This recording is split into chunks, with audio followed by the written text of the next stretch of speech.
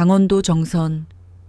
태백산맥의 굵은 등줄기가 병풍처럼 둘러싼 그곳은 도시의 시간과는 다른 속도로 흐르는 땅이었다. 계절의 변화는 산비탈에 흐드러지게 피는 야생화의 색으로 가장 먼저 알 수 있었고, 사람들의 인심은 장터에서 오가는 거친 말투 속에 깊이 숨겨져 있었다. 깊고 외진 상골짜기. 낡은 흙집에서 강인숙 할머니는 어린 손녀 최지아의 유일한 세상이었다. 인숙의 삶은 한마디로 모질었다.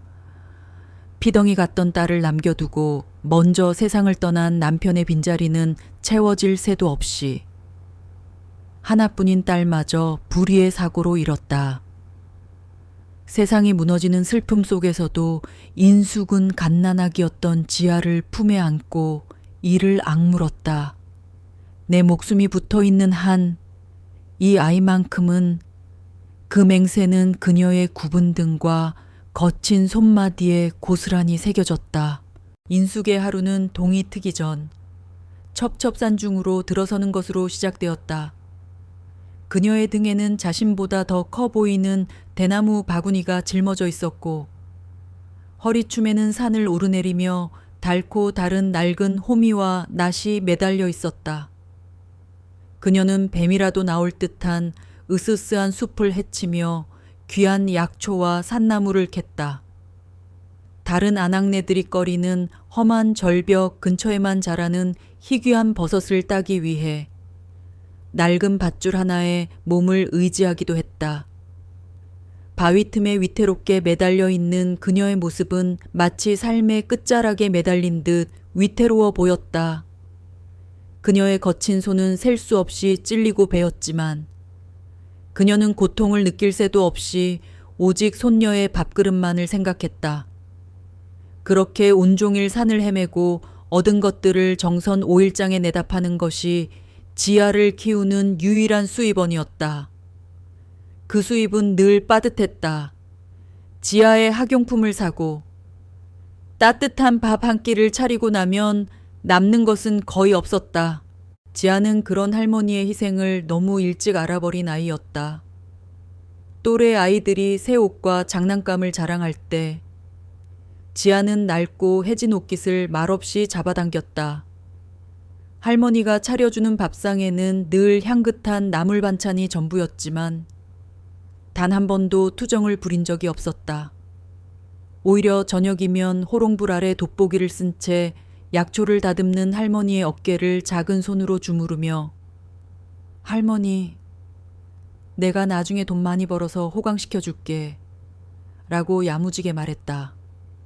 인숙은 그런 지아를 볼 때마다 가슴이 미어지면서도 한편으로는 대견함에 눈시울이 붉어졌다. 우리 강아지, 그런 말 마라. 할미는 너만 건강하게 자라주면 더 바랄 게 없다. 하지만 세상은 가난한 할머니와 손녀에게 그리 녹록지 않았다.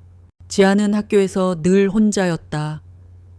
그녀에게는 어울리는 친구가 없었다. 또래 아이들은 그녀를 흙냄새 나는 애, 산에서 풀 뜯어먹고 사는 집 손녀라며 놀리기 일쑤였다. 어린 지아의 마음속에는 매일 작은 가시들이 박히고 그 가시들은 아무도 모르게 골마갔다. 하루는 지아의 눈가에 시퍼렇게 멍이 들어 집에 돌아왔다. 인숙의 속은 불타는 듯했다. 자초지종을 묻자 지아는 끝내 입을 열지 않고 고개를 숙였다. 다음 날 인숙은 불안한 마음을 안고 정선 5일장으로 나갔다.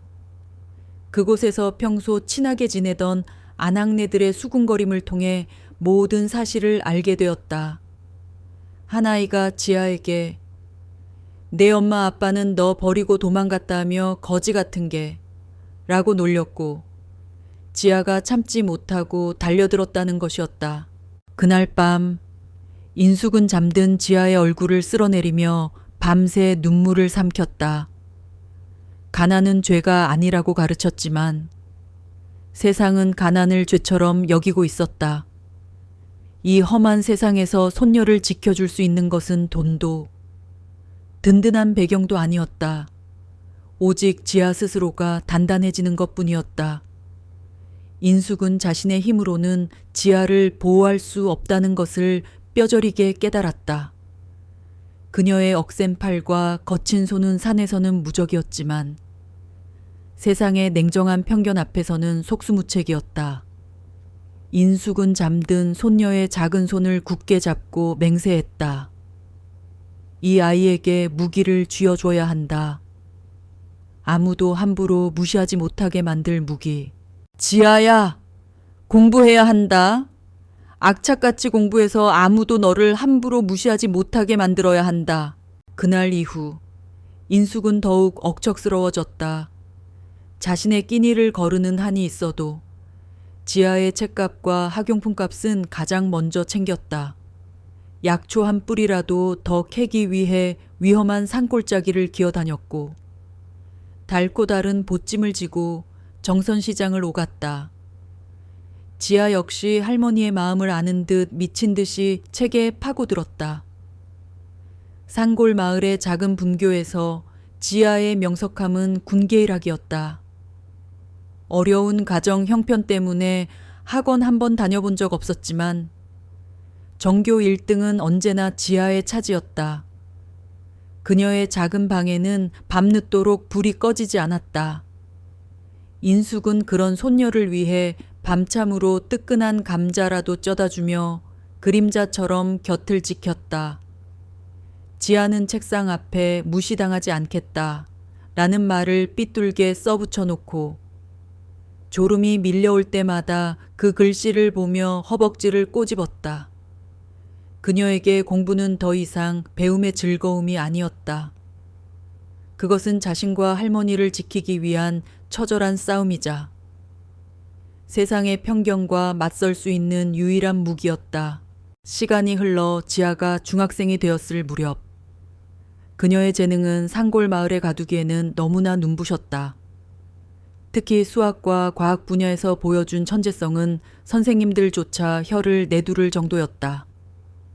복잡한 물리 법칙을 자신만의 방식으로 해석해내고 누구도 풀지 못하는 수학 경시대회 문제를 밤새 씨름해 풀어내는 지아의 모습은 인숙에게 유일한 희망이자 자부심이었다. 하지만 그럴수록 주변의 시기와 질투도 커져만 갔다. 집에 가서 공부만 파면 뭐해. 결국 시집가서 애 낳고 살 것을 독한 것, 제 할미 등골 빼먹는 줄도 모르고 험한 말들이 비수처럼 날아와 인숙의 가슴에 박혔다. 그러나 인숙은 묵묵히 참아냈다. 지금은 엎드려 돌을 맞을 때라는 것을 알았기 때문이다. 언젠가 자신의 손녀가 저들의 머리 위로 날아오를 별이 되리라는 것을 인숙은 굳게 믿고 있었다. 그 믿음 하나로 정선의 모진 흙먼지를 견뎌내고 있었다. 지아가 고등학생이 되었을 무렵 정선 5일장은 여전히 인숙과 지아의 고된 삶의 현장이었다. 그날도 인숙은 이른 새벽부터 캐온 약초와 나무를 좌판에 정성껏 펼쳐놓고 손님을 기다리고 있었다. 지아는 학교를 마친 뒤 곧장 시장으로 달려와 할머니의 일손을 거들었다. 낡은 교복 소매를 걷어붙이고 더덕이요 향 좋은 더덕 사세요 라고 외치는 지아의 모습은 시장의 풍경에 자연스레 녹아들어 있었다. 그녀의 목소리는 앳되었지만 그 안에는 삶의 무게가 담겨 있었다.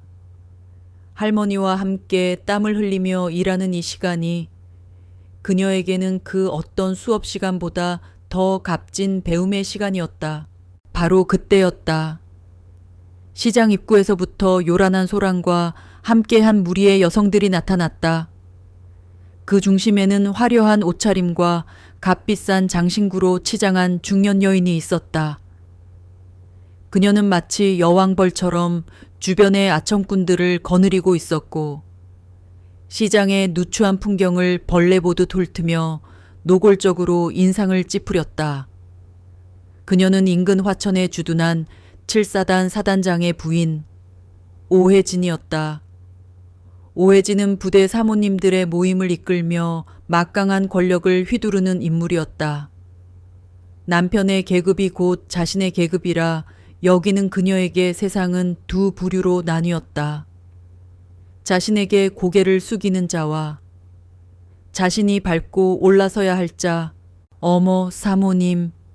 이런 누추한 곳은 어쩐 일로? 말도 마. 서울에서 귀한 손님이 오셨는데 이 동네 특산품 좀 구경시켜 주려고 왔지. 근데 이게 뭐야? 무슨 난민촌도 아니고. 냄새나고 지저분해서 발 디딜 틈도 없네. 오해지는 코를 찡긋거리며 손부채질을 해댔다. 그녀의 눈에 흙 묻은 나물과 투박한 약초를 파는 시장 상인들은 미개한 원주민이나 다름없었다. 그러다 그녀의 발걸음이 인숙의 좌판 앞에서 딱 멈췄다. 그녀가 신은 새하얀 구두에 인숙이 나무를 다듬다 튄 흙탕물이 묻었기 때문이었다. 아, 이게 뭐야 더러워. 오해진의 날카로운 비명에 주변의 시선이 순식간에 쏠렸다. 인숙은 너무 놀라 어쩔 줄 몰라 하며 황급히 자신의 옷소매로 그녀의 구두를 닦으려 했다. 아이고, 죄송합니다. 정말 죄송합니다. 사모님, 하지만 오해진은 질색하며 인숙의 손을 뿌리쳤다. 어딜 만져 이 더러운 손으로. 내 옷은 걸레짝이나 마찬가지인데 그걸로 내 구두를 닦겠다고. 이 구두가 얼마짜리인 줄은 알아. 그녀의 고함에 인숙은 고개를 들지 못하고 연신 죄송합니다만 반복했다. 그 모습을 지켜보던 지아의 얼굴이 하얗게 굳어졌다. 할머니가 받는 수치심이 온몸으로 전해져 왔다. 지아는 앞으로 나서 할머니를 감싸며 오해진을 똑바로 쳐다보았다. 할머니가 일부러 그런 것도 아닌데 말씀이 너무 심하시잖아요. 어린 학생의 당돌한 대꾸에 오해진의 눈이 가늘어졌다. 그녀는 위아래로 지아를 훑어보더니 경멸적인 웃음을 터뜨렸다. 어휴, 할미의 그 손녀라더니 생긴 꼴하고는 촌티가 줄줄 흐르다 못해 아주 폭포수처럼 쏟아지는구나. 너 같은 거지 새끼가 뭘 안다고 어른한테 말대꾸야. 개오지 새끼라는 말에 지아의 두 주먹이 부들부들 떨렸다. 주변 상인들은 안타까운 눈으로 그들을 쳐다볼 뿐 누구 하나 선뜻 나서지 못했다. 사단장 부인이라는 권력 앞에서 그들은 그저 힘없는 약자일 뿐이었다. 오해진의 모욕은 거기서 그치지 않았다. 그녀는 좌판에 널린 약초를 구두 끝으로 툭툭 건드리며 비아냥거렸다. 이딴 풀이나 팔아서 먹고는 사니쯧. 평생 흙바닥에서 뒹굴 운명인데 교복은 뭐하러 입혔대. 돈 아깝게. 너한테서 나는 흙냄새. 땀 냄새가 아주 진동을 한다. 야, 너 목욕은 하고 다니니? 주변에서 키득거리는 웃음소리가 터져 나왔다. 지아의 눈에 뜨거운 눈물이 차올랐다. 수치심과 분노로 온몸이 떨려왔다. 하지만 지아는 울지 않았다. 대신 오해진의 눈을 피하지 않고 똑바로 마주 보았다. 그 눈빛에는 더 이상 어린 소녀의 순수함이 남아있지 않았다. 차갑고 날카로운 강철 같은 도끼가 서려 있었다. 지금 하신 말씀 반드시 후회하게 만들어 드리겠습니다. 지아의 나직하지만 단호한 목소리에 오해진은 잠시 할 말을 잃었다. 하지만 이내 더 큰 소리로 비웃었다. 하, 웃기고 있네. 이 거지 새끼가 지금 누굴 협박하는 거야. 후회 내가 너 같은 거지한테 꿈깨. 네가 백날. 첫날 발버둥 쳐봐야 내 발톱의 때만큼도 못 따라와. 내 미래는 바로 이 시궁창 같은 시장 바닥이야. 알겠어?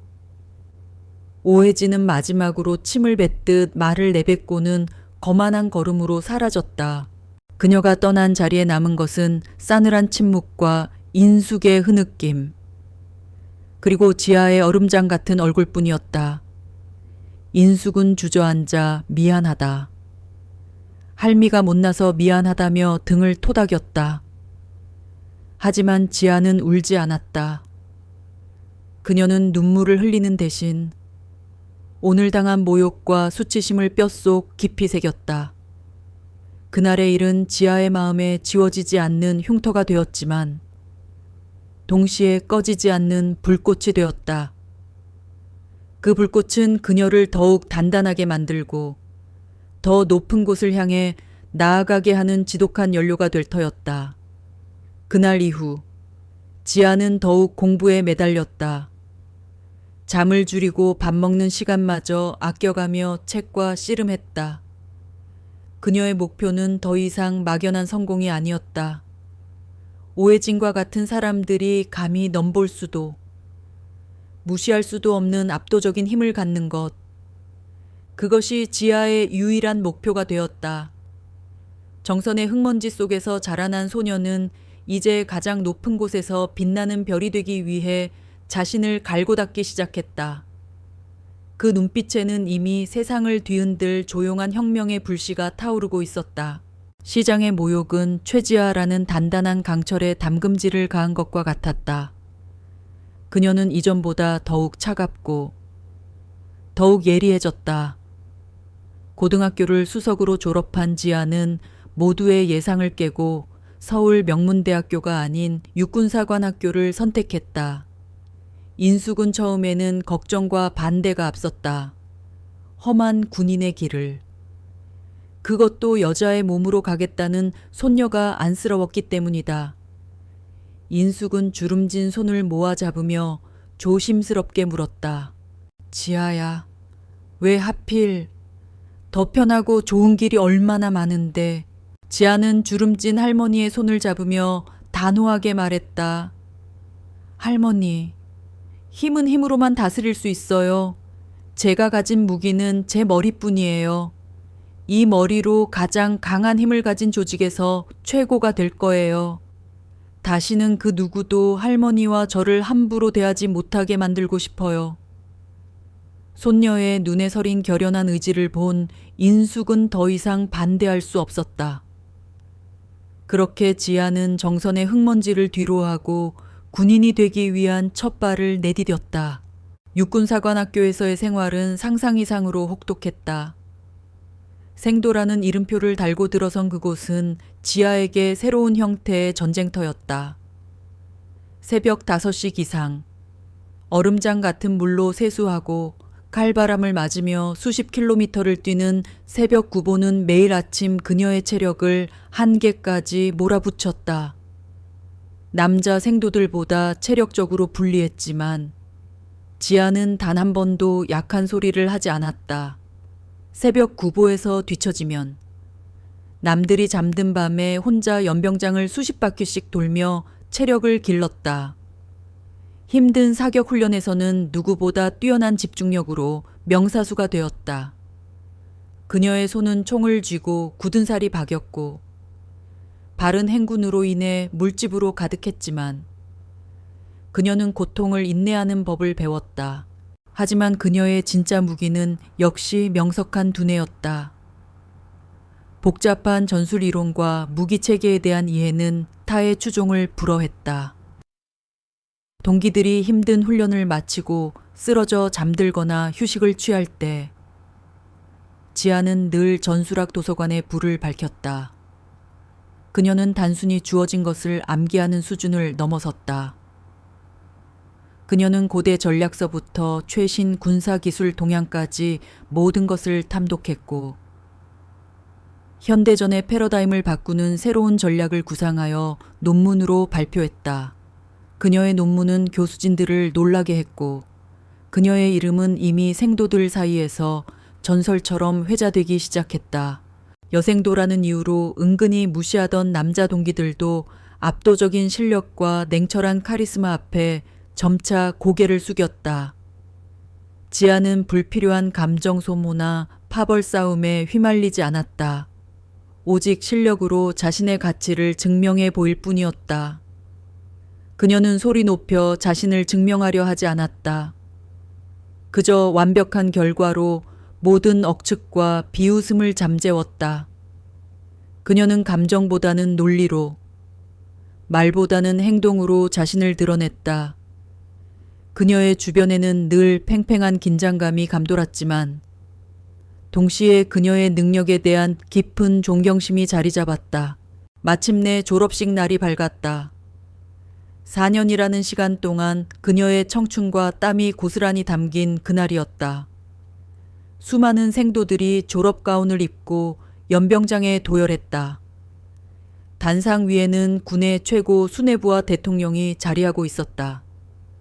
지아는 수많은 생도들 중 가장 우수한 성적을 거둔 자에게 주어지는 대통령상을 받기 위해 단상 위로 걸어 올라갔다. 그녀의 걸음은 한 치의 흔들림도 없었다. 반짝이는 금빛 장식이 달린 모자를 쓰고 군복을 완벽하게 갖춰 입은 지아는 그 자체로 강인함과 위엄을 뿜어냈다. 단상 위에서 늠름하게 경례하는 손녀의 모습을 지켜보던 인숙은 하염없이 눈물을 흘렸다. 그녀는 정선의 작은 시장 바닥에서 거지 새끼라며 모욕당했던 손녀의 모습을 떠올렸다. 흑투성이 교복을 입고 낡은 좌판을 지키던 작은 소녀가 이제는 대한민국의 정예장교가 되어 수많은 사람들의 박수를 받고 있었다. 대통령이 직접 그녀의 어깨에 빛나는 계급장을 달아주었다. 지아의 눈빛은 여전히 차가웠지만 그 안에는 4년간의 고된 노력과 인내, 그리고 할머니에 대한 깊은 사랑이 담겨 있었다. 인숙의 눈에는 오해진의 오만한 얼굴과 모욕적인 말이 스쳐 지나갔다. 그리고 그녀는 믿었다. 자신의 손녀가 이제 그 어떤 힘보다도 강한 무기를 손에 쥐었다는 것을. 지아는 군인이 되었다. 그녀의 삶은 이제 시작이었다. 그녀는 더 이상 누군가에게 보호받는 존재가 아니었다. 그녀는 이제 스스로가 방패가 되어 자신과 할머니를, 그리고 자신과 같은 수많은 약자들을 지켜낼 것이다. 지아의 군 생활은 그야말로 파죽지세였다. 초임 장교 시절부터 그녀의 비범함은 군 전체에 소문이 나기 시작했다. 그녀가 맡은 부대는 모든 훈련평가에서 최우수 성적을 거두었고, 그녀가 제시한 부대 운영 개선안은 국방부 전체의 모범 사례로 전파되었다. 그녀의 능력은 마치의 폭풍 같았다. 불합리한 관행을 뜯어고치고 병사들의 사기를 끌어올리며 불가능해 보였던 목표들을 차례로 달성해 나갔다. 그녀는 소리 높여 자신을 드러내지 않았지만 그 존재감은 너무나 강렬하여 모두가 그녀를 주목할 수밖에 없었다.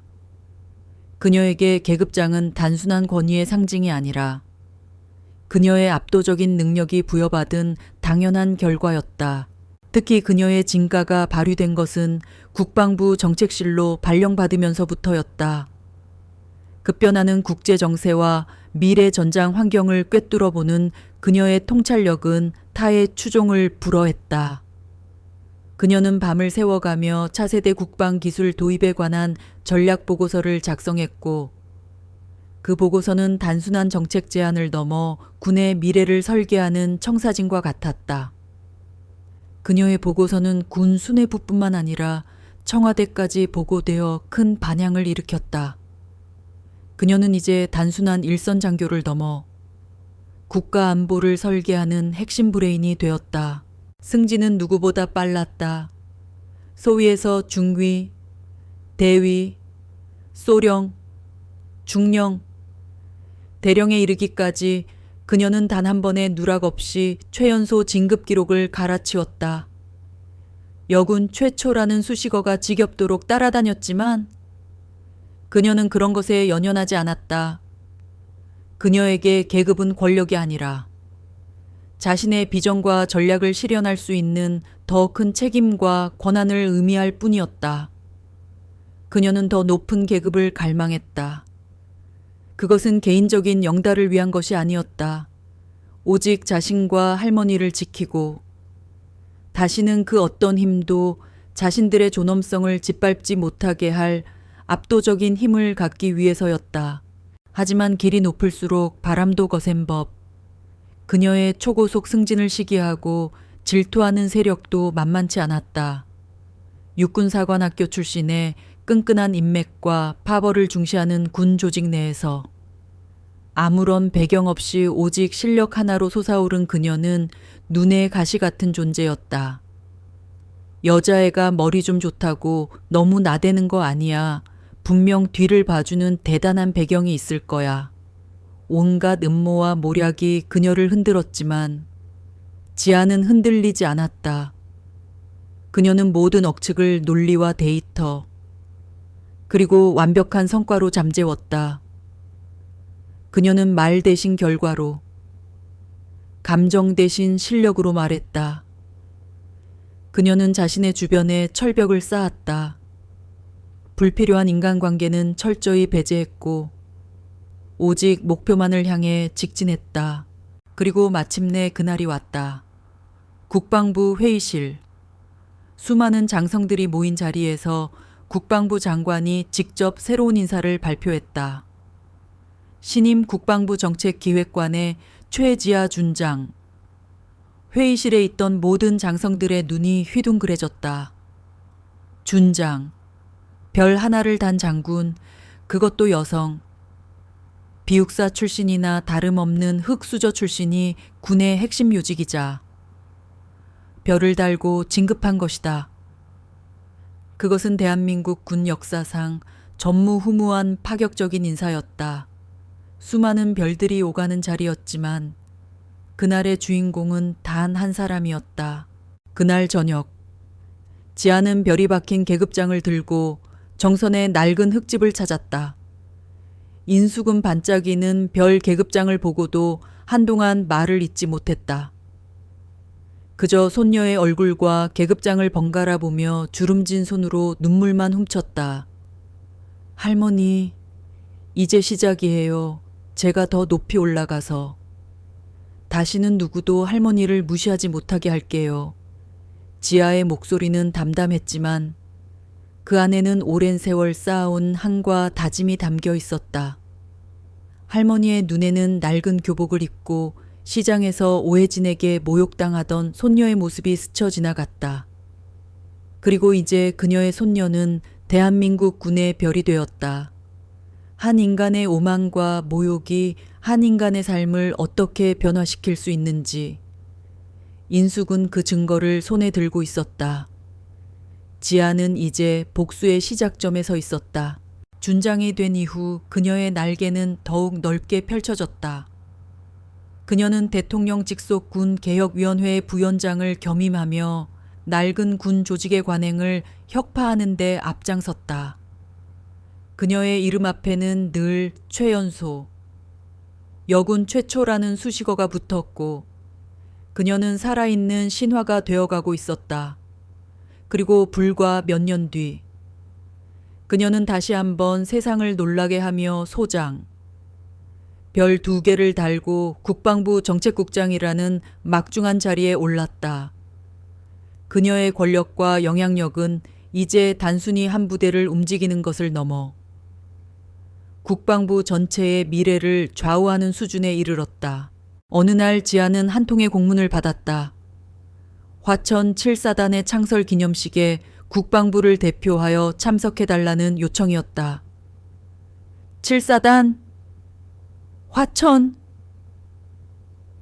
지아의 뇌리에 오래전 잊으려야 잊을 수 없었던 한 얼굴이 스쳐 지나갔다. 사단장 부인 오혜진, 그리고 그녀의 남편이 바로 7사단장 박성철 소장이었다. 지아의 입가에 차가운 미소가 번졌다.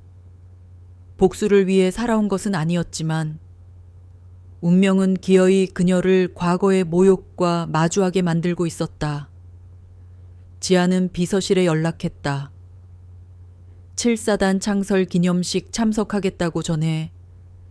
그리고 특별 손님 한 분을 모실 거니까 최고 예우로 준비하라고 일러두고.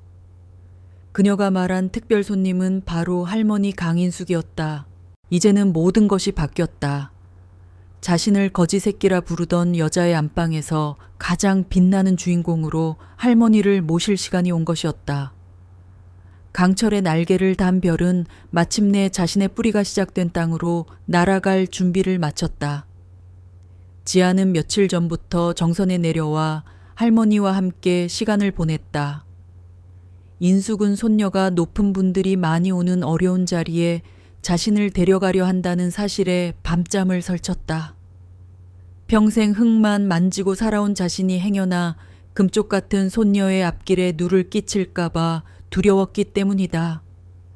인숙은 손사래를 치며 방구석으로 물러났다. 지아야, 할미는 안 가면 안 되겠니? 이 늙은이가 이런 꼬질꼬질한 몰골로. 그런데 끼면 다른 사람들이 다 내 흉을 볼 게야. 그냥 마음만 받을게. 응. 그 모습에 지아는 조용히 할머니 앞에 무릎 꿇고 앉아 주름 가득한 손을 맞잡았다. 그 손은 거칠고 투박했지만 지아에게는 세상에서 가장 따뜻하고 성스러운 손이었다. 할머니. 제게는 이 세상 그 어떤 귀부인보다 할머니가 가장 귀한 분이에요.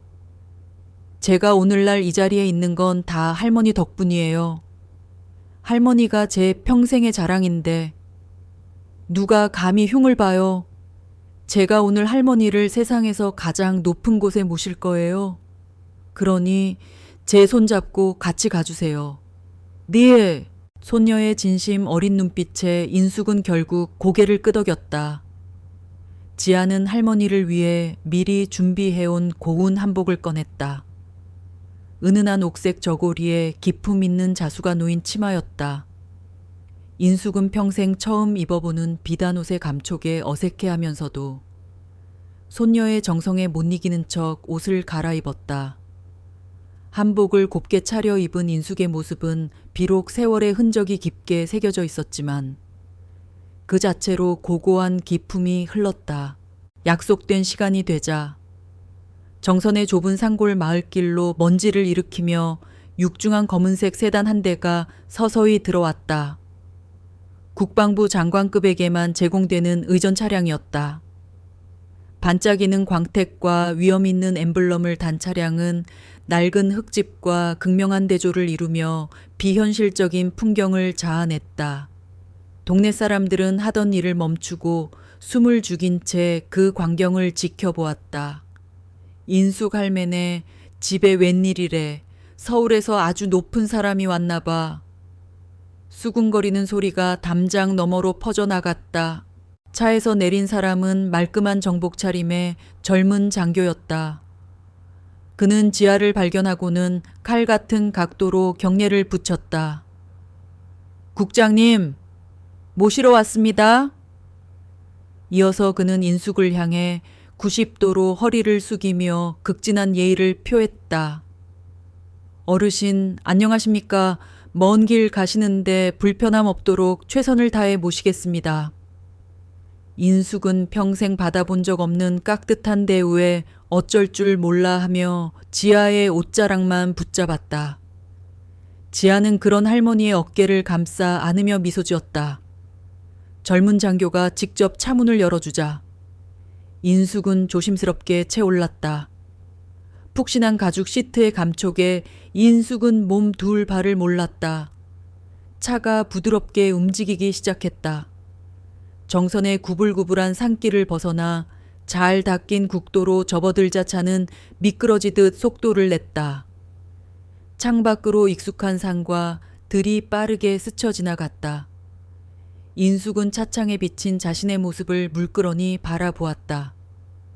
고운 한복을 입고 이렇게 좋은 차를 타고 어디론가 향하는 자신의 모습이 꿈만 같았다. 문득 오래전 그날의 기억이 아물지 않은 상처처럼 되살아났다.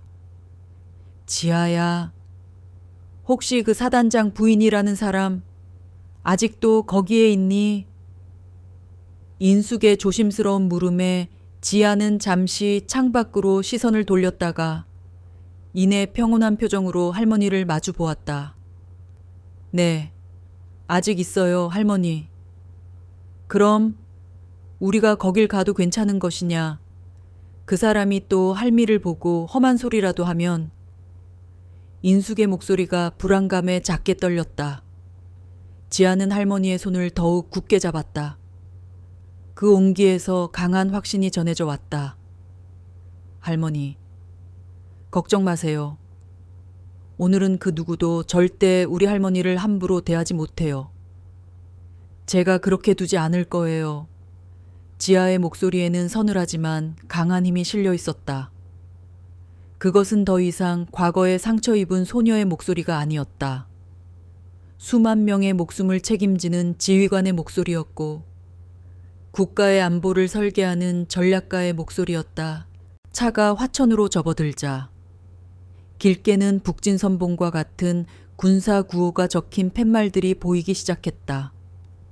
점점 더 깊은 군사지역으로 들어서고 있음을 알 수 있었다. 인숙은 절로 마른 침을 삼켰다.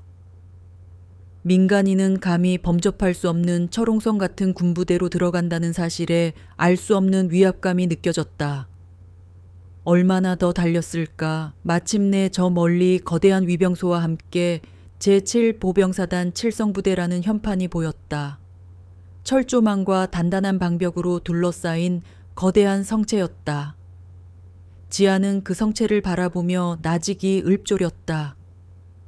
오래전 자신과 할머니에게 참을 수 없는 모욕을 안겨주었던 오혜진이라는 여자가 여왕처럼 군림하고 있는 곳. 이제 그 견고했던 성벽에 균열을 낼 시간이 다가오고 있었다.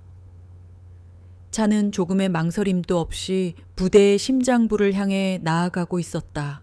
최지아 소장과 강인숙 할머니를 태운 검은색 세단은 제7보병사단 본부의 위병소를 거침없이 통과했다.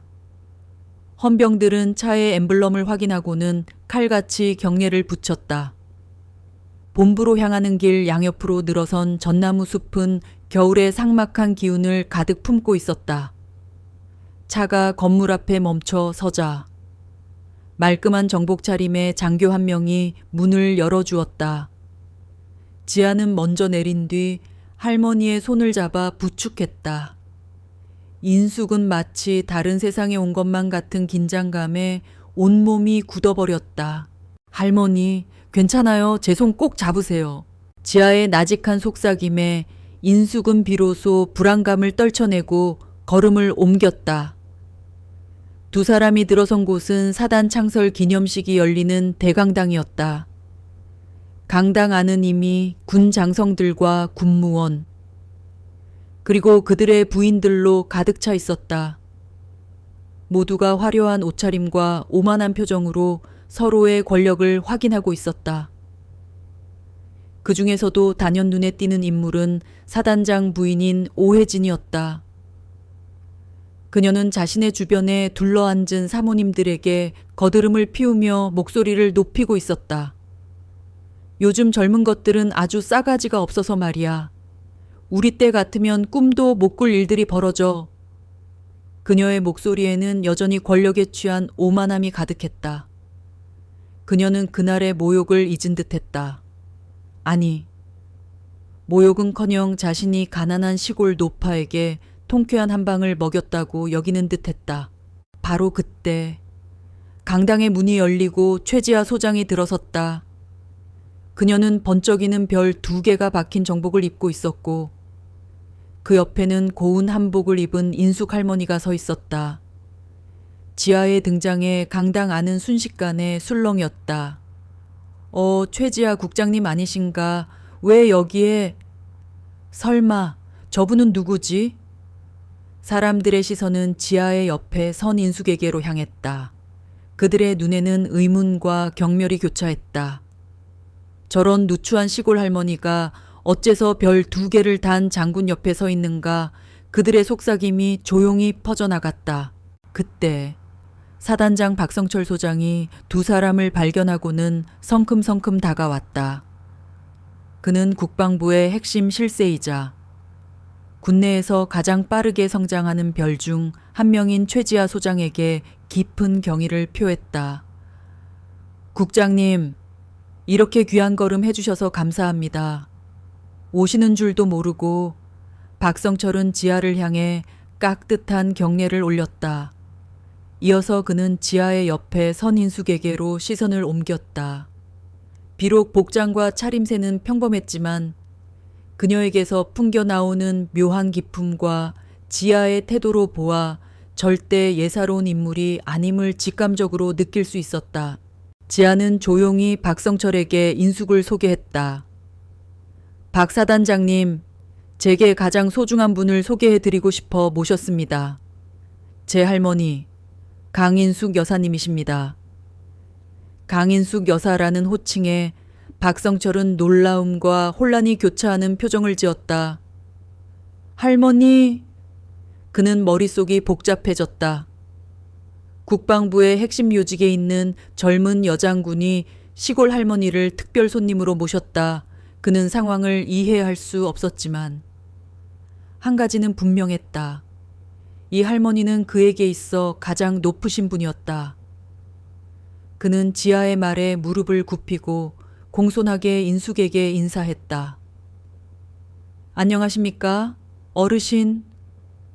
바쁘신 와중에 이렇게 귀한 발걸음을 해주셔서 정말 영광입니다. 그 모습을 지켜보던 오혜진의 얼굴이 하얗게 굳어졌다.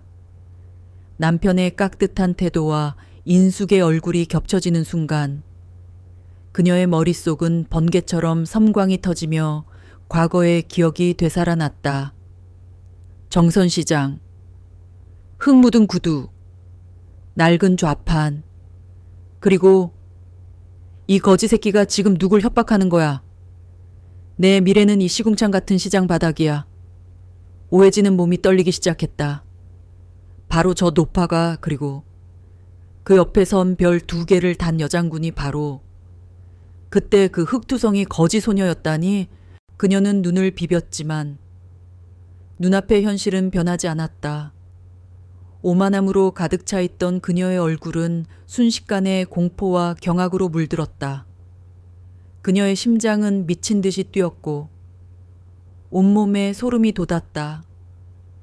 자신이 모욕했던 그 노파가 자신의 남편이 최고로 유해해야 할 인물이 되어 자신의 눈앞에 나타났다. 그리고 자신의 모욕적인 말을 듣고 후회하게 만들어 드리겠습니다. 라고 말했던 소녀가 이제는 하늘의 별을 달고 자신을 내려다보고 있었다. 지아는 그런 오혜진을 향해 조용히 미소 지었다. 그 미소는 어떤 말보다 더 강력한 복수의 메시지였다. 그것은 승리의 미소였다. 인숙은 박 사단장의 극진한 안내를 받으며 귀빈석에 앉았다. 그제야 그녀는 불안감을 완전히 떨쳐냈다. 지아야, 네가 이겼다. 인숙은 지아를 향해 조용히 고개를 끄덕였다. 지아는 자신의 할머니가 가장 높은 자리에 앉아있는 모습을 보며 10년이 넘는 세월 동안 품어왔던 복수가 마침내 완성되었음을 깨달았다. 그녀의 복수는 잔인한 폭력이나 무자비한 파괴가 아니었다. 그것은 오만함에 대한 겸손의 승리였고 권력에 대한 정의의 승리였으며 무엇보다도 가난에 대한 존엄성의 승리였다. 오혜진의 얼굴은 이미 모멸감과 공포로 일그러져 있었다. 그녀는 자신의 오만함이 얼마나 어리석었는지, 그리고 한 인간을 함부로 모욕하는 것이 얼마나 무서운 결과를 초래하는지 깨닫게 될 터였다. 지아는 조용히 자신의 자리에 앉았다. 그녀의 눈빛은 여전히 차가웠지만 그 안에는 묘한 평온함이 서려 있었다. 기념식이 끝난 후 모든 사람들의 시선은 최지아 소장에게 향해 있었다. 군내의 모든 이들이 그녀의 초고속 승진과 압도적인 능력을 존경했지만 이제는 그녀가 가진 또 다른 힘에 대해 경외감을 느끼고 있었다.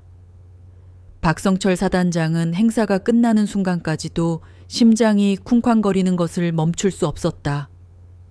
그의 머릿속은 혼란으로 가득했다. 자신의 부인이 과거에 모욕을 주었던 시골 노파가 군의 핵심 실세인 최지아 소장의 할머니였다니, 이 복잡하고도 기막힌 우연이 그를 불안하게 만들었다. 그는 지아를 향해 정중하게 다가가 조심스럽게 말했다. 국장님, 잠시 저의 집무실로 모셔도 되겠습니까? 드릴 말씀이 있습니다. 지아는 잠시 망설이는 듯했으나 이내 고개를 끄덕였다. 네, 그러시죠. 박성철은 지아와 인숙을 자신의 집무실로 안내했다. 그의 집무실은 7사단의 최고 지휘관답게 넓고 위험 있었지만 그 순간 그 공간은 팽팽한 긴장감으로 가득 차 있었다. 박성철은 인숙을 상석에 앉히고 자신은 감히 그녀의 눈도 제대로 마주치지 못하고 초조한 표정으로 섰다. 그 모습을 보며 인숙은 손녀가 이룬 성공의 무게와 힘을 다시 한번 실감했다. 얼마 뒤 오혜진이 비서의 부름을 받고 집무실로 들어왔다. 그녀는 여전히 창백한 얼굴로 마치 사형 선고를 기다리는 죄인처럼 불안한 표정을 숨기지 못했다. 그녀는 그제야 지아와 인숙에게 허리를 숙여 깍듯이 인사했다. 안녕하십니까? 그녀는 제대로 말을 잇지 못했다. 오만함은 온데간데 없었고 그 자리에 두려움만이 가득했다. 지아는 그런 오혜진의 모습을 물끄러미 바라보았다. 한때는 시장 바닥에서 자신과 할머니를 발 아래 두고 조롱하던 여인이었다.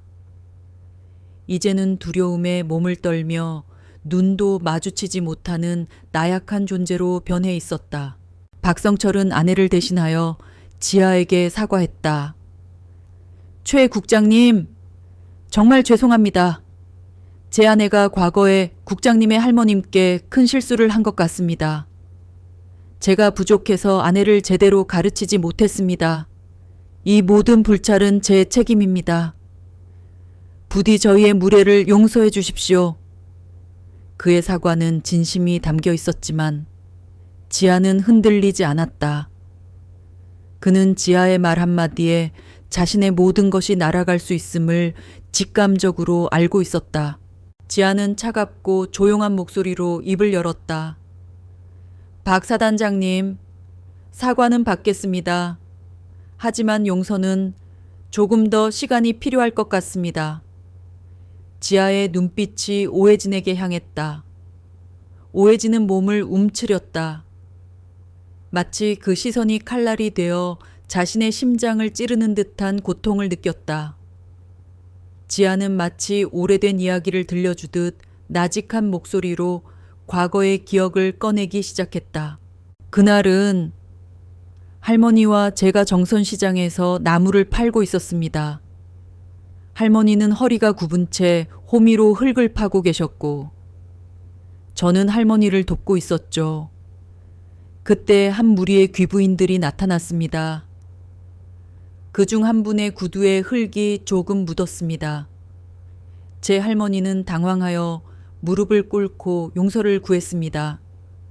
하지만 그분은 제 할머니를 더러운 시골 할미라며 모욕했습니다. 제 교복은 걸레짝이 되었고 저는 거지 새끼가 되었습니다. 내 미래는 저 시궁창 같은 시장 바닥이다라고 말씀하시더군요. 지아는 오혜진을 빤히 쳐다보며 말했다. 그리고 그분은 제게 흙 냄새가 난다고 비웃었습니다. 저는 할머니를 위해 이 세상 그 누구보다 깨끗하고 떳떳하게 살고 싶었지만 그분은 저와 할머니를 한낱 먼지처럼 취급하셨습니다. 저는 그날 그분께 다짐했습니다. 반드시 후회하게 만들어 주겠다고요. 오혜진은 지아의 말이 하나하나 이어질 때마다 온몸에 피가 식는 것을 느꼈다. 과거에 오만하고 잔인했던 자신의 모습이 생생하게 되살아났다. 자신이 시궁창이라고 했던 그 소녀가 이제는 맑고 서늘한 눈으로 자신을 똑바로 쳐다보며 그날의 모욕을 되새기고 있었다.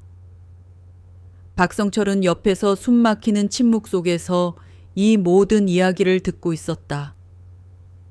그는 아내가 저지른 일이 얼마나 끔찍한 일인지 깨달았다. 단순한 모욕을 넘어 한 사람의 삶의 방향을 송두리째 바꿔놓은 사건이었다. 지아는 다시 박성철을 보았다. 박 사단장님, 저는 복수를 위해 살아왔습니다.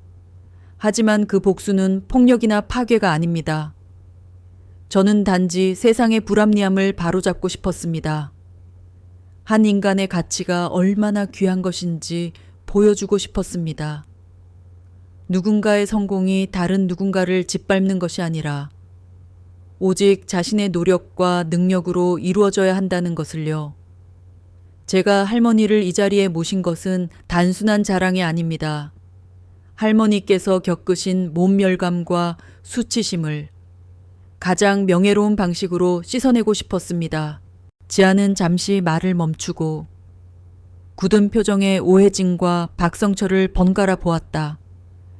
그리고 마지막으로 그녀가 하고 싶은 말을 단호한 목소리로 내뱉었다.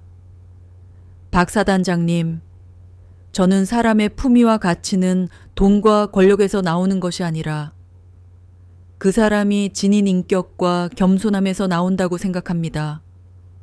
오늘 저희 할머니를 뵙고 부디 깨달으셨으면 합니다. 당신이 가진 모든 권력이 한 사람의 존엄성보다 하찮다는 것을요. 그녀의 말은 마치 심장을 꿰뚫는 칼날처럼 예리했다. 박성철과 오해진은 아무 말도 할 수 없었다. 그들은 그날의 모든 것이 그들 자신들의 오만함에서 비롯된 것이라는 것을 인정할 수밖에 없었다. 지아는 그들에게 어떤 구체적인 위협도 하지 않았다. 그녀는 이미 충분히 그들을 압도하고 있었다. 그들은 이제 최지아라는 거대한 별 아래에서 언제든 자신들의 미래가 꺾일 수 있다는 무형의 공포에 사로잡히게 될 터였다. 지아는 할머니의 손을 잡고 조용히 일어섰다. 그럼 이만 가보겠습니다. 그들은 그녀를 배웅하기 위해 일어섰다. 그들의 등 뒤에서 서늘한 공기가 느껴졌다. 그것은 단순한 냉기가 아니었다. 지아의 차가운 눈빛과 그녀가 세상에 던진 준엄한 메시지의 무게였다. 최지아 소장과 강인숙 할머니가 탄 검은 세단이 7사단 본부를 떠나자 박성철과 오해진 부부의 보금자리인 사단장 공간에는 차갑고 무거운 침묵이 감돌았다. 낮에 화려했던 기념식과 오만했던 웃음소리는 온데간데 없었다. 오직 두 사람만이 서로를 마주하며 팽팽한 긴장감 속에 서 있었다. 오해진의 얼굴은 하얗게 질려 있었고 손은 걷잡을 수 없이 떨리고 있었다. 그녀의 눈은 불안과 공포로 가득 차 있었다. 그녀는 남편의 얼굴을 똑바로 쳐다볼 용기조차 없었다. 박성철은 아내를 향해 서서히 다가갔다. 그의 얼굴은 분노로 일그러져 있었고 눈은 마치 독을 품은 짐승처럼 번뜩였다. 도대체 무슨 짓을 한 거야? 당신 그의 나직하지만 살기 어린 목소리에 오해지는 어깨를 움츠렸다. 그게 나도 몰랐어. 그 시골 할망구가 그 최지아라는 여자의 할머니일 줄은. 오해진의 목소리는 불안하게 떨렸다. 그녀는 자신의 오만함이 불러온 재앙의 무게를 이제야 깨달았다. 박성철의 분노는 오해진의 변명에 더욱 폭발했다. 모른다고 모르면 다야. 당신의 그 경솔함과 오만함이 내 모든 것을 망치게 생겼어. 최지아 소장이 누군지 알아. 국방부의 실세야. 그 사람 눈밖에 나면 내 진급은 물론이고 이 자리조차도 위태로워질 수 있다고 당신이 나에게 준 건 가문의 영광이 아니라 불확실한 미래와 시한 폭탄이야. 그의 분노는 오해진에 대한 사랑이나 걱정에서 비롯된 것이 아니었다. 오직 자신의 권력과 미래에 대한 위기감 때문이었다. 박성철에게 아내는 더 이상 자랑스러운 동반자가 아니었다. 그녀는 그에게 있어 가장 큰 약점이자 오점이었다. 오해진은 남편의 차가운 눈빛에서 그들의 관계가 얼마나 덧없는 것이었는지 깨달았다. 남편에게 자신은 그저 그의 권력을 과시하는 장식품에 불과했다. 그녀는 그제야 자신이 한평생 쌓아 올린 탑이 얼마나 허약한 모래성이었는지 깨달았다. 그녀의 모든 권위는 남편의 계급에서 나온 허상이었다. 내가 당신에게 얼마나 잘했는데 당신이 사단장이 되기까지 내가 얼마나 노력했는데. 오해진이 울분에 차 소리쳤다. 하지만 박성철은 차갑게 그녀의 말을 잘라냈다. 당신의 노력이 뭐였는데 부인들 모임에 가서 푼돈이나 쓰고 시시한 가십이나 나누고 남들 험담이나 하면서 시간 보낸 것, 당신의 노력은 내게 아무런 도움이 되지 않았어. 당신은 그저 내 옆자리에 있어야 할 장식품이었을 뿐이야. 당신의 오만함이 이 모든 것을 망쳐놨어? 오혜진은 더 이상 반박할 수 없었다. 그녀는 바닥에 주저앉아 무너졌다. 10여 년 전 정선시장 바닥에서 한낱 거지 새끼에게 무릎을 꿇으라고 명령했던 오만한 오혜진은 더 이상 존재하지 않았다.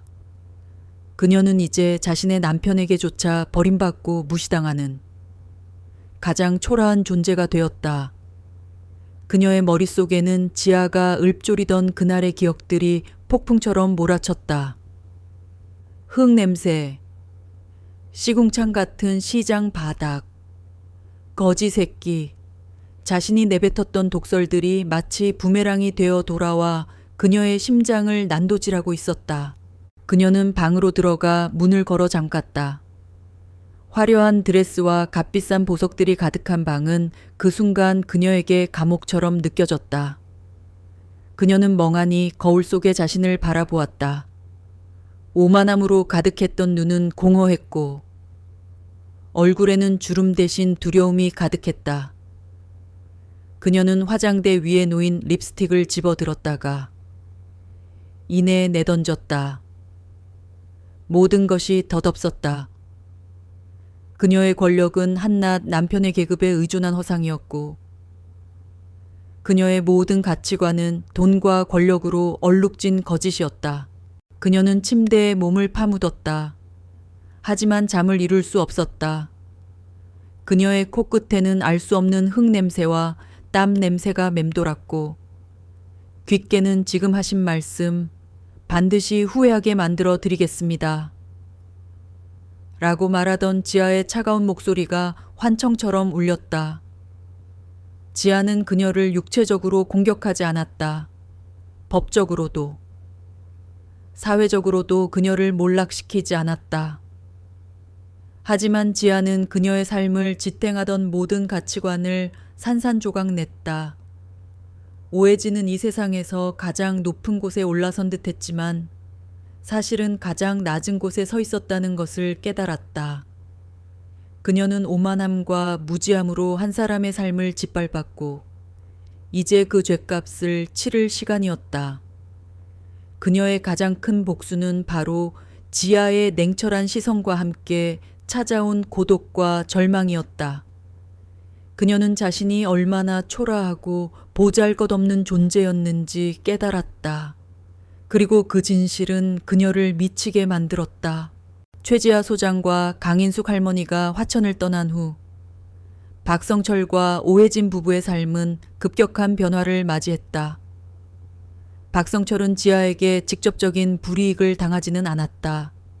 하지만 그의 진급은 이상하리만치 계속해서 미뤄졌고 그의 이름은 중장 진급 대상자 명단에서 영원히 누락될 것처럼 보였다. 한때 그의 주변에 북적이던 사람들은 이제 그를 애써 외면하기 시작했다. 군내의 소문은 무서웠다. 사단장님 부인이 최지아 국장님 할머니를 모욕했대. 별 2개가 사단장님 진급을 맡고 있다던데. 박성철은 자신이 쌓아 올린 견고한 권력의 탑이 한순간에 무너져 내리는 것을 속수무책으로 지켜봐야 했다. 그는 분노와 좌절감에 치를 떨었지만 아무것도 할 수 없었다. 그의 모든 권력은 지아의 말 한마디에 달려 있었다. 한편 최지아는 국방부 정책국장으로서 더욱 승승장구했다. 그녀의 탁월한 리더십과 전략적인 통찰력은 군내의 모든 간부들에게 인정받았다. 그녀는 복잡한 국제 정세와 첨단 기술을 접목한 새로운 국방 전략을 제시하며 군의 미래를 설계했다. 하지만 그녀의 존재는 육군사관학교 출신의 기득권층에게는 여전히 불편한 존재였다. 그들은 흑수저 출신인 지하의 초고속 성장을 탐탁지 않게 여겼고 그녀를 견제하고 제거하기 위한 음모를 꾸미기 시작했다. 어느 날 지하는 국방부 고위 장성들과의 비공개 회의에 참석했다. 회의의 주제는 한 전방 부대의 지휘관 인선이었다. 그 부대는 전방의 최전선에 위치해 있었고 만성적인 사기 저하와 비리, 훈련 성적 부진으로 골머리를 앓고 있는 곳이었다. 모두가 꺼리는 좌천성 자리였다. 고위 장성들은 지하의 눈치를 보며 서로에게 그 자리를 떠넘겼다. 그들의 시선이 교차하는 순간 지하는 그들의 속셈을 알아차렸다. 그들은 자신을 그곳으로 보내 무덤에 가두려 하고 있었다. 지하는 빙긋이 웃었다. 제가 가겠습니다. 제가 그 부대의 지휘관을 맡겠습니다. 지하의 단호한 한마디에 회의실은 정적에 휩싸였다. 모두가 그녀의 귀를 의심했다. 그들은 지하가 화를 내거나 혹은 교묘한 말로 그 제안을 거절할 것이라 예상했다. 하지만 그녀는 오히려 그들의 의도를 꿰뚫고 미끼를 덥석 문 것이었다. 한 장성이 조심스럽게 입을 열었다. 최 국장. 그곳은 우리 군의 문제점들이 모두 응축된 곳입니다. 그곳에서 성과를 내는 것은 쉽지 않을 겁니다. 그의 말에는 당신은 거기서 망할 겁니다. 라는 숨은 뜻이 담겨 있었다. 하지만 지하의 표정은 흔들림이 없었다. 그녀는 오히려 자신감의 찬목소리로 말했다. 문제점이 응축된 곳이기에 저의 역할이 더 중요하다고 생각합니다. 저는 그곳을 우리 군의 새로운 모델로 만들겠습니다. 그녀의 말에 장성들은 더욱 당황했다. 그들은 지하의 능력을 잘 알고 있었지만 그녀가 보란 듯이 그들의 예상을 깨고 도전에 나설 줄은 몰랐다. 그들은 그녀를 오만한 젊은 별이라고 생각했지만 지하는 그들보다 더 멀리, 더 깊은 곳을 보고 있었다. 지하는 그날 저녁 자신의 집무실로 돌아와 조용히 짐을 정리하기 시작했다. 화려한 국방부 정책국장 명패와 수많은 상패들을 치우고 책상 위에 놓여있던 전방부대의 지도와 보고서를 펼쳤다. 그 지도는 붉은색으로 가득했다. 사고, 비리, 사기 저하, 부대 내 가혹행위, 모든 것이 엉망이었다. 하지만 지하의 눈은 그 문제점들 속에서 희미한 희망을 찾아내고 있었다. 그녀는 그곳에서 진정한 리더십을 발휘하고 그곳을 재건하며 자신의 힘이 단순히 권력에만 있는 것이 아님을 증명하고 싶었다.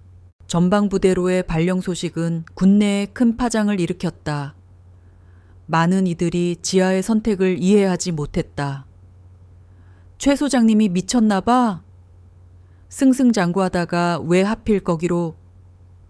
하지만 지하는 그런 주변의 수군거림에 신경 쓰지 않았다.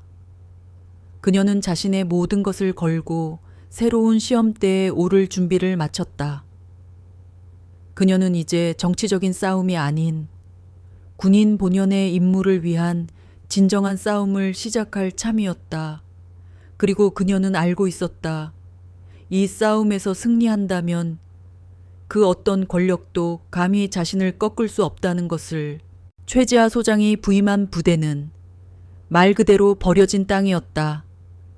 낡은 위병소에는 페인트가 벗겨져 있었고 연병장에는 잡초가 무성하게 자라 있었다.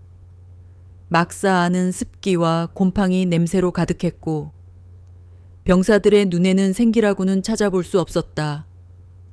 그들의 얼굴은 한결같이 무기력했고 언제 제대하나 라는 절망적인 생각만이 가득했다. 이 부대는 만년 꼴찌 부대로 악명 높았다. 비리와 가혹행위가 끊이지 않았고 윗선에서는 골치 아픈 문제를 해결하려 하기보다 그저 눈에 띄지 않게 덮어버리기에 급급했다. 이들은 말 그대로 잊힌 병사들이었고 이곳은 그들의 무덤이었다. 지아는 부대에 도착한 첫날 그 어떤 요란한 부임식도 거창한 연설도 하지 않았다. 그녀는 짐을 풀자마자 가장 먼저 병사들의 막사를 찾아갔다. 곰팡이가 핀 천장을 손으로 만져보고 낡은 침상을 두드려보며 병사들의 이야기를 조용히 경청했다. 그녀는 그들의 무기력함이 나태함에서 온 것이 아니라 반복된 좌절과 무관심 속에서 굳어진 절망이라는 것을 단번에 알아차렸다. 그녀의 첫 번째 명령은 아주 단순했다. 앞으로 저는 여러분의 목소리만 듣겠습니다. 부당한 일이나 어려운 일이 있으면 언제든 저를 찾아오십시오. 그리고 그녀는 그 약속을 지켰다. 그녀의 조용한 혁명은 그렇게 시작되었다. 그녀는 권위로 병사들을 짓누르는 대신 진심으로 그들의 고통을 이해하려 했다. 군수 물자를 빼돌려 비자금을 챙기던 간부들을 색출하여 엄벌에 처했고 낡은 시설들을 자신의 돈으로라도 고쳐가며 병사들의 삶의 질을 개선했다. 그녀의 지시로 병사들은 더 이상 낡은 장비로 훈련하지 않았고 불필요한 잡무에 시간을 낭비하지 않았다. 그녀는 매일 새벽 병사들과 함께 연병장을 뛰었고 흙바닥에 앉아 그들의 고충을 들었다. 장군님께서 우리와 함께 흙을 밟고 계신다. 병사들은 점차 그녀의 진심에 감동하기 시작했고 그들의 눈빛은 서서히 변하기 시작했다.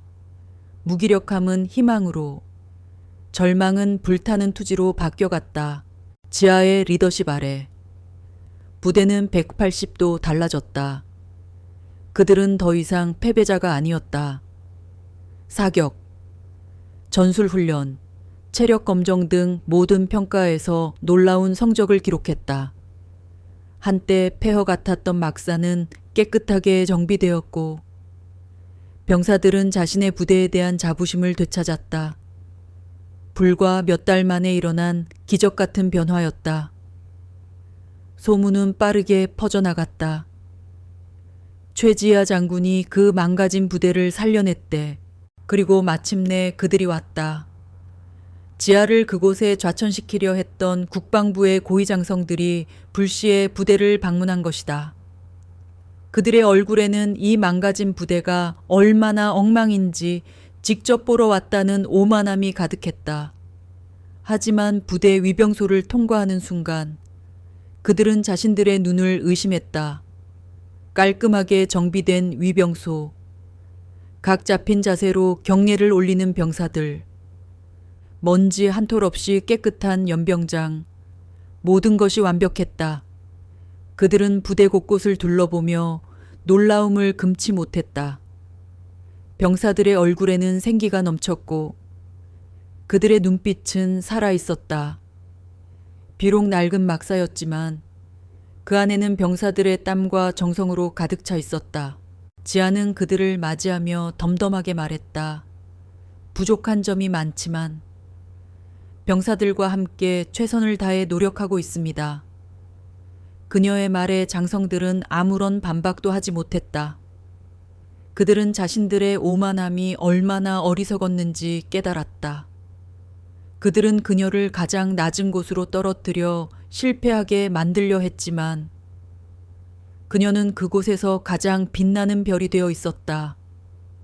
박성철이 그러했듯 그들 역시 지하의 압도적인 실력과 인격 앞에 무릎을 꿇을 수밖에 없었다. 지하는 그들에게 어떤 복수도 하지 않았다. 그저 완벽한 결과로 그들의 어리석음을 증명해 보였다. 그날 저녁, 지아는 홀로 낡은 막사 창가에 서서 밤하늘을 올려다보았다. 수많은 별들이 반짝였다. 그녀는 불현듯 오래전 낡은 호롱불 아래서 책을 읽던 자신의 모습을 떠올렸다.